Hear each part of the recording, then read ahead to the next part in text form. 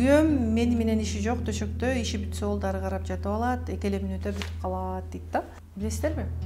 Аял күндүз критикалап, көз менен, сөз менен эркекти жемелей берип, анан түндө койнуна кирсе, эркек аны аял катары тааныбайт, ал мээсинде аялды аял катары кабыл алып турган жок. Уруш, бул сенин душманың деп жазылабыз да. Мисалы, сиз деле өзүңүз деле ойлосоңуз, мейли буга макул болбой турган болсоңуз, дайыма сизди критикалай берген адам бар да.